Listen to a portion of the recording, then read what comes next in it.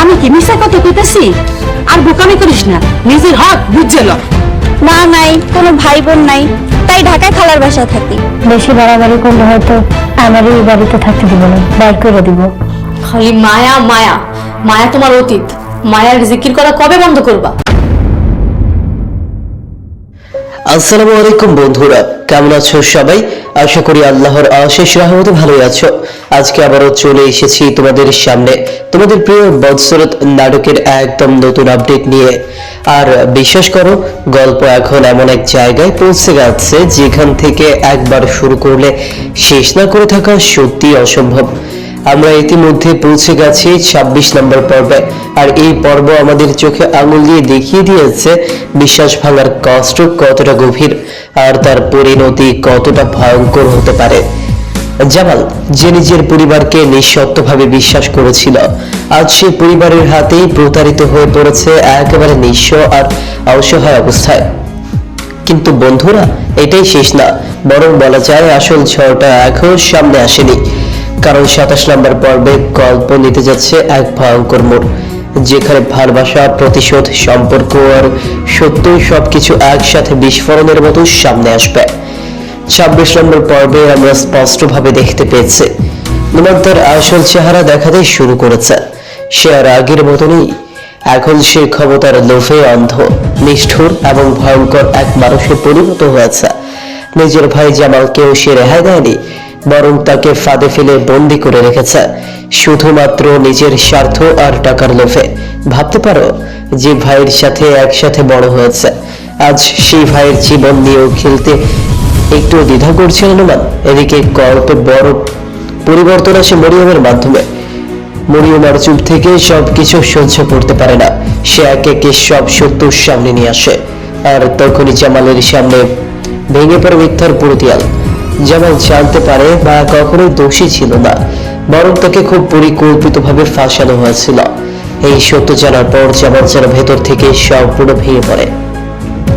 সে উপলব্ধি করতে পারে সে শুধু একটা ভুল করেনি, সে তার জীবনের সবচেয়ে বড় অন্যায়টা করে ফেলেছে।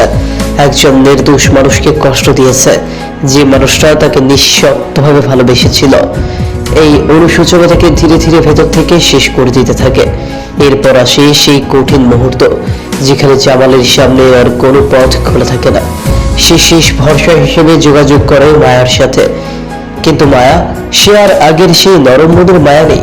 তার ভেতরে জমে আছে অপমান, কষ্ট আর ভাঙা বিশ্বাসের গভীর ক্ষত। সে স্পষ্টভাবে জানিয়ে দেয় যে ভালোবাসার সম্মান দিতে পারে না, সেই ভালোবাসার কোনো মূল্য তার কাছে নেই।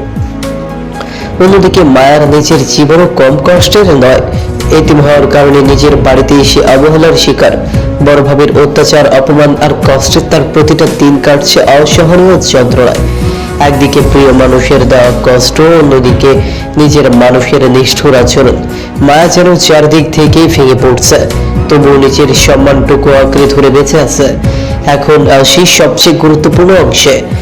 27 নম্বর পর্বে আমরা এমন একটি দৃশ্য দেখতে পারি যা পুরো গল্পের মোড়ই ঘুরিয়ে দিতে পারে। জামাল মৃত্যুর মুখ থেকে ফিরে এসেছে, সবকিছু উপেক্ষা করে সরাসরি চলে আসবে মায়ের সামনে। যে জায়গায় একসময় সে মায়াকে অবহেলা করেছিল, আজ ঠিক সেখানেই সে মাথা নিচু করে দাঁড়িয়ে থাকবে। তার চোখে থাকবে অনুশোচনার জল, তার কণ্ঠে থাকবে ভাঙা হৃদয়ের কষ্ট।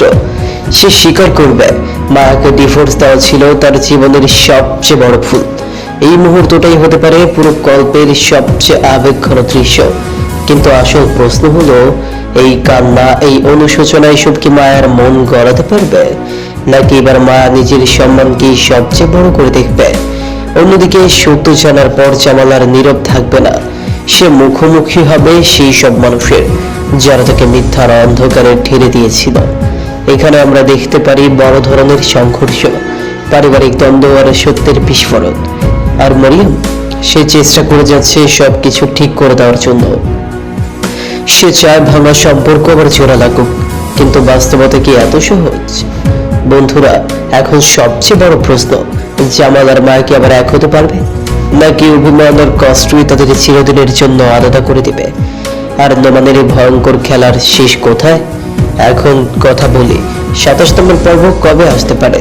সাধারণত এই নাটকের নতুন পর্বগুলো নির্দিষ্ট সময় মেনে প্রকাশ করা হয়, তাই ধারণা করা যাচ্ছে আগামী কয়েকদিনের মধ্যেই আমরা এই বহুল প্রতীক্ষিত 27 নম্বর পর্বটি দেখতে পারবো।